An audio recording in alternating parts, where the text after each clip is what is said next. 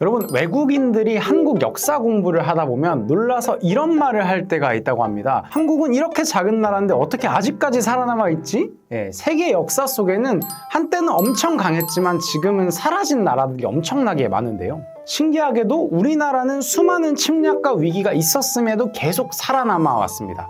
생각해보면 정말 이상한 일이에요. 땅이 그렇게 큰 편도 아니고 주변에는 항상 강대국들이 있었습니다. 중국, 몽골, 일본 이런 나라들의 침략을 계속해서 받았습니다. 특히 임진왜란이나 일제강점기 같은 시기를 보면 야, 이제 정말 한반도는 한국은 끝나는 거 아닐까 싶을 정도의 위기도 많았습니다. 그런데요, 한민족은 무너지지 않았습니다. 왜였을까요? 알고 보니 힘이 강해서였을까요? 그렇지도 않습니다. 오히려 한민족은 힘으로 남을 짓밟기보다 평화를 좋아하고 정을 중요하게 여기고 하늘을 공경했던 민족에 가까웠다고 합니다. 그럼에도 불구하고 나라가 위험해지는 순간에는 평범한 사람들이 스스로 일어나서 나라를 지켰습니다. 의병이 되고 승려들이 승병이 되어 싸우고 학생들이 독립운동에도 참여했습니다. 누가 억지로 시켜서 한 것이 아니라요, 그 마음속엔 우리가 반드시 지켜야 할 것이 있다라는 생각이 있었던 것 같습니다. 오늘은 그런 한민족의 중심에 하늘 부모님을 모시는 문화와 전통이 있었다라는 이야기를 나눠보려고 합니다.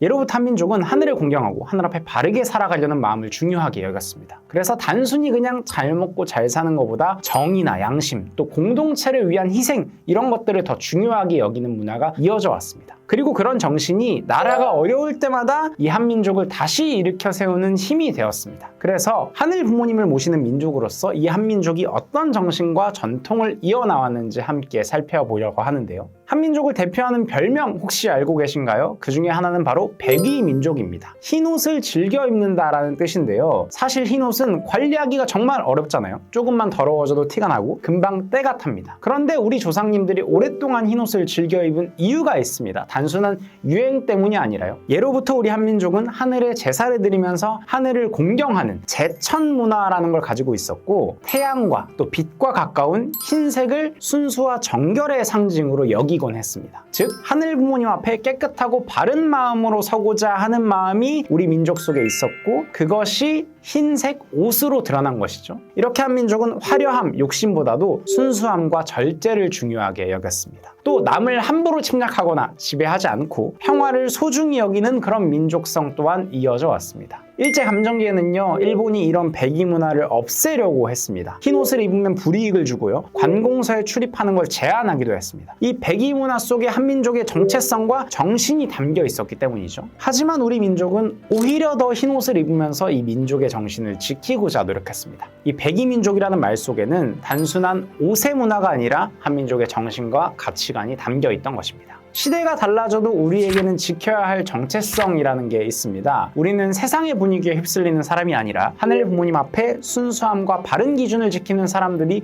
되어야 하지 않을까 싶습니다.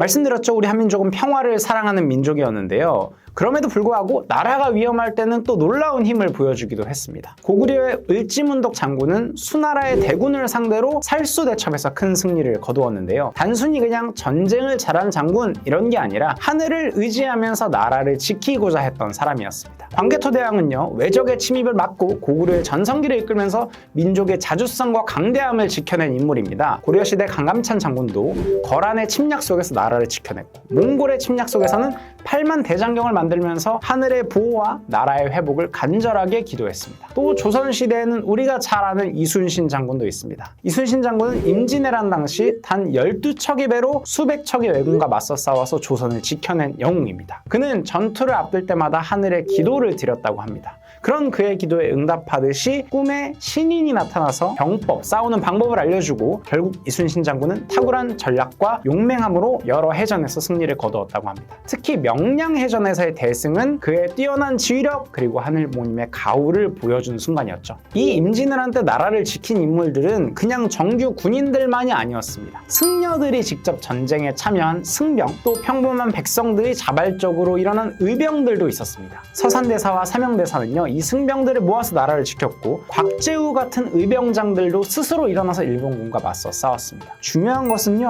아무도 억지로 시키지 않았다는 것입니다. 나라를 지켜야 한다, 옳은 일을 해야 한다, 불의를 그냥 두면 안 된다, 이런 마음 하나로 스스로 자발적으로 움직인 사람들이었던 것이죠. 이런 정신은 일제강점기의 독립운동으로까지 이어졌습니다. 안중근 의사는요, 단순한 독립운동가를 넘어선 하늘 부모님을 믿는 독실한 가톨릭 신자이자 평화를 꿈꿨던 사람이었습니다. 그는 하늘 부모님께서 바라시는 평화로운 세계를 만들고 싶어 했고요. 조국의 독립과 평화를 위해서 자신의 목숨을 바치기도 했습니다. 유관순 열사는요, 1919년 3.1운동 당시 18세의 나이로, 지금의 여러분과 비슷한 나이로 목숨을 걸고 만세운동에 참여했습니다. 어떻게 그런 용기를 낼 수 있었을까요? 유관순 열사는 이화학당에서 공부하면서 감리교 신앙을 가지고 살았고 하늘 부모님의 뜻대로 살아가고자 노력했던 사람이었습니다. 그녀의 이런 강한 믿음의 힘으로 일본의 지배에 맞춰서 그녀는 3.1운동에 참여했고요. 이후 고향에 내려가서 직접 만세운동을 이끌었습니다. 서대문 형무소에 수감된 뒤에도 그녀는 포기하지 않았습니다. 감옥 안에서까지 끝없이 계속 만세를 외치면서 끝까지 나라의 독립을 위해 싸웠습니다. 여러분, 18살의 나이에 그런 선택을 한다는 것 절대 쉬운 일이 아니라는 생각이 드는데요. 유관순 열사는 자신의 안위보다도 나라와 정의를 더 중요하게 생각하는 인물이었습니다. 그런 용기, 또 순수한 신앙의 마음이 지금까지 한민족의 소중한 정신으로 이어져 오고 있는 것 같습니다.